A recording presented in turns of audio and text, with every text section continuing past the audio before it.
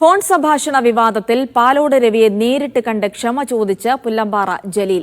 വിവാദം അന്വേഷിക്കുന്ന തിരുവഞ്ചൂർ രാധാകൃഷ്ണൻ തെളിവെടുപ്പ് തുടങ്ങുന്ന ദിവസം അനുവാദം ചോദിക്കാതെയാണ് ജലീൽ പാലോടിന്റെ വീട്ടിലെത്തിയത്. ജലീലിന്റെ ക്ഷമാപണം പാലോട് രവി തള്ളി. തിരുവഞ്ചൂരിന് മുന്നിൽ മൊഴി നൽകാനെത്തിയ ജലീലിനെ DCC ഓഫീസിൽ നിന്നും നേതാക്കൾ മടക്കി അയച്ചു. ഫോൺ സംഭാഷണ വിവാദത്തിൽ അധ്യക്ഷസ്ഥാനം നഷ്ടമായ പാലോടിനെ അനുനയിപ്പിക്കാനായിരുന്നു ജലീലിന്റെ നാടകീയ നീക്കം. പാലോടിന്റെ നീരസത്തിനിടയിലും 3 തവണ മാപ്പപേക്ഷിച്ചു ജലീൽ. എന്നാൽ എല്ലാം അന്വേഷണ സമിതിയോട് പറയൂ എന്ന മറുപടി മാത്രം നൽകി പാലോട് രവി ജലീലിനെ മടക്കി.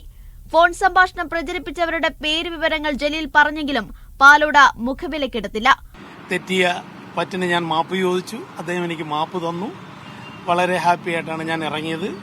അന്വേഷണ കമ്മീഷനോട് സംസാരിക്കാൻ എന്നെ പാർട്ടിയിൽ നിന്ന് പുറത്താക്കിയതുകൊണ്ട് അദ്ദേഹത്തിന് എനിക്ക് കത്ത് തരാൻ പറ്റത്തില്ല എന്ന് പറഞ്ഞു.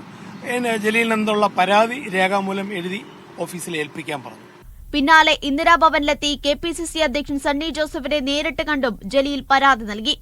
വിവാദത്തിൽ തെളിവെടുപ്പിനായി എത്തിയ തിരുവഞ്ചൂർ രാധാകൃഷ്ണനെ കാണാൻ ജലീൽ DCC ഓഫീസ് എത്തിയെങ്കിലും നേതാക്കൾ മടക്കി അയച്ചു. KPCC അച്ചടക്ക സമിതി അധ്യക്ഷനായ തിരുവഞ്ചൂർ രാധാകൃഷ്ണന് മുന്നിൽ ജലീൽ പ്രതിനിധീകരിച്ചിരുന്ന കമ്മിറ്റിയിലെ അംഗങ്ങളടക്കം മൊഴി നൽകി. മീഡിയ 1 തിരുവനന്തപുരം.